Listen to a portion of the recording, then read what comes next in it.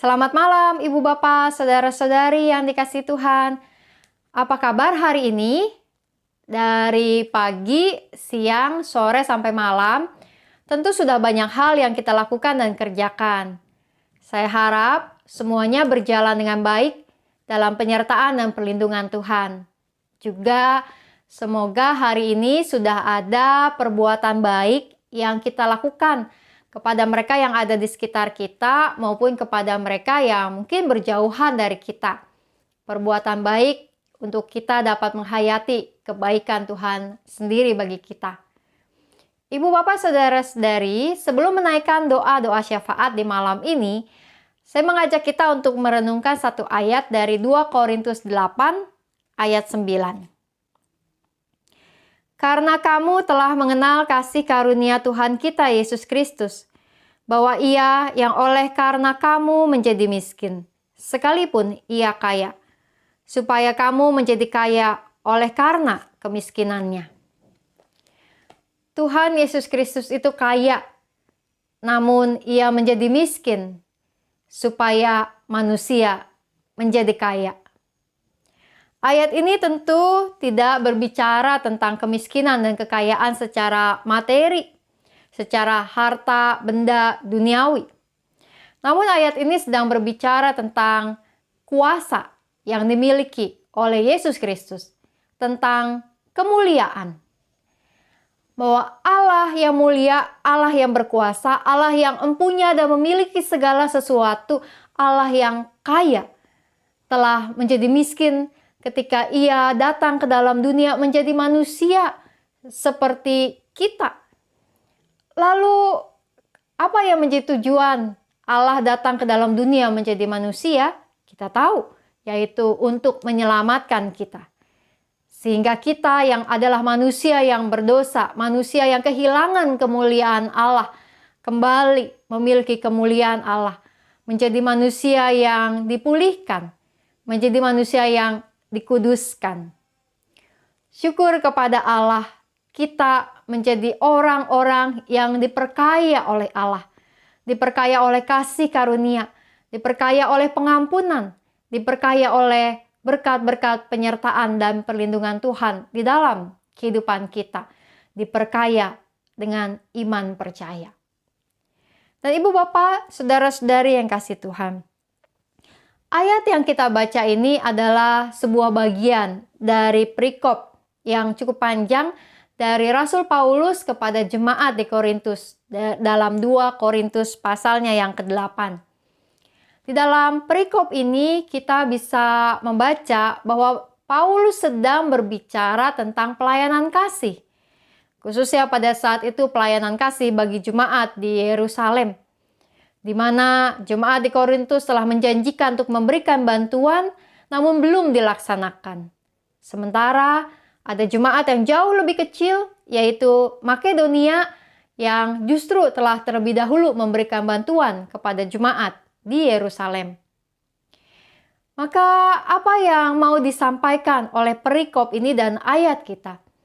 Kita diajak untuk menghayati, rela berkorban, bahwa Allah rela berkorban menjadi manusia yang mati di atas kayu salib untuk memperkaya kita, untuk memberikan pengampunan dan kasih kepada kita, umatnya. Dan oleh karena itu, kita juga diajak dan dipanggil sebagai orang-orang yang telah diperkaya oleh Tuhan, juga untuk memperkaya orang-orang lain. Agar kita bersedia rela berkorban bagi orang-orang yang kita temui di dalam kehidupan kita. Setiap perjumpaan-perjumpaan kita dengan orang-orang lain, kiranya memperlihatkan bahwa kita adalah orang-orang yang rela berkorban untuk kebaikan kehidupan orang-orang lain di sekitar kita. Biarlah kiranya orang-orang lain dapat melihat bahwa kita menjadi orang-orang yang kaya dengan pengampunan, menjadi orang-orang yang bersedia untuk mengampuni. Biarlah orang-orang lain melihat bahwa kita adalah orang-orang yang kaya dengan belas kasihan dan menjadi orang-orang yang bersedia untuk memberi belas kasihan. Kiranya kita menjadi orang-orang yang rela berkorban untuk membuat kehidupan orang lain menjadi lebih baik. Mari kita menaikkan doa syafaat kita. Kita berdoa. Tuhan yang Maha Kasih, kami datang ke hadapan hadirat-Mu Tuhan. Kami bersyukur mengenal Engkau sebagai Tuhan dan Juru Selamat kami yang rela berkorban, menjadi miskin, menjadi manusia ketika Engkau datang ke dalam dunia ini untuk membuat kami menjadi umat yang diperkaya. Tuhan, biarlah kiranya dalam kehidupan kami dapat menghayati dan meneladani Engkau ya Tuhan, untuk juga memiliki kehidupan yang rela berkorban bagi sesama kami, agar kami dapat memperkaya orang-orang lain dengan belas kasihan dan pengampunan yang berasal dari Tuhan. Agar apa yang Engkau berikan, anugerah-anugerah kepada kami, itu yang juga dapat kami teruskan kepada sebanyak mungkin orang di dalam kehidupan ini. Sehingga semakin banyak orang yang diperkaya oleh kasih karunia Tuhan. Tuhan yang Maha Kasih, kami berdoa saat itu untuk gereja-Mu, untuk setiap umat-Mu di dalam dunia ini, di dalam semua persiapan kami menjelang Minggu Palem, juga Kamis Putih, Jumat Agung, dan kebaktian Paskah akan kami laksanakan. Semuanya kembali dapat membuat kami menghayati bahwa Engkau adalah Allah yang penuh dengan belas kasihan, yang memulihkan dan menguatkan setiap kami. Berkati setiap tim-tim digital, setiap pelayan-pelayan ibadah di masa kini ya Tuhan. Engkau berikan kesehatan. Kami berdoa juga ya Tuhan, untuk bangsa dan negara kami di masa-masa pandemi ini. Engkau berikan hikmah terus-menerus kepada pemerintah, kepada presiden dan wakil presiden, serta seluruh jajaran dan wakil-wakil rakyat. Dan Tuhan juga berikan kiranya hikmat kepada setiap pengambil kebijakan untuk mengatasi masa pandemi ini. Tuhan, Engkau juga lindungi kiranya setiap tenaga medis, setiap produsen vaksin, setiap distributor, dan setiap tenaga pelaksana vaksinasi, agar segalanya terus berlangsung untuk memperkuat kehidupan kami sebagai masyarakat. Kami berdoa ya Tuhan juga untuk vaksinasi yang dijalankan di klinik-Mu, Geria Kasih Indah. Kiranya Engkau terus berkati setiap panitia, tim, pelaksana, sukarelawan, para dokter, pihak puskesmas, agar di dalam kerjasama yang dijalankan sungguh semuanya menjadi baik dan berjalan dengan lancar.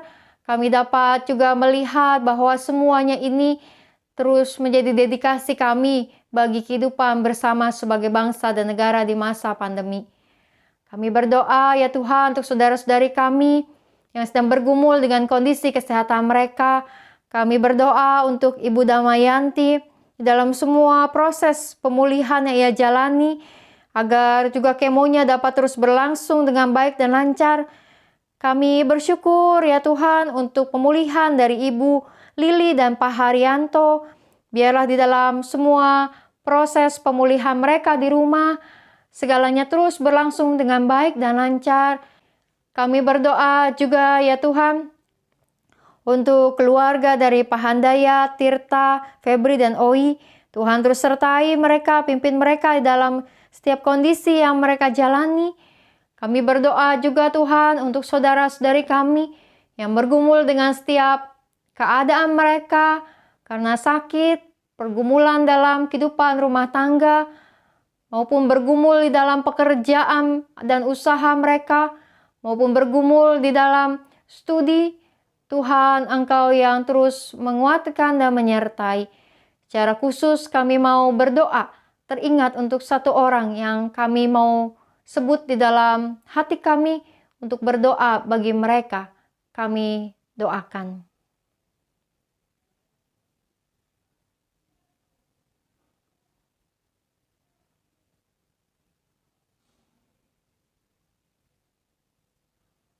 Tuhan yang Maha Kasih, kami menaikkan doa kami Tuhan, karena kami percaya Engkau mendengar setiap doa. Dan biarlah kami percaya Tuhan bahwa Engkau yang memiliki kehendak dan rencana terbaik bagi setiap kehidupan kami. Di malam hari ini kami berserah ya Tuhan. Kami berserah dan biarlah kami bisa beristirahat dengan baik. Dan esok akan bangun dengan kekuatan dan kesegaran yang baru untuk menyambut hari Tuhan.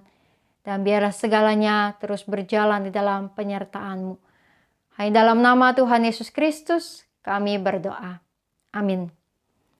Selamat malam Ibu Bapak Saudara-saudari. Kiranya kita bisa beristirahat dengan baik malam ini. Dan salam 3S. Sehat, semangat, sukacita. Tuhan memberkati.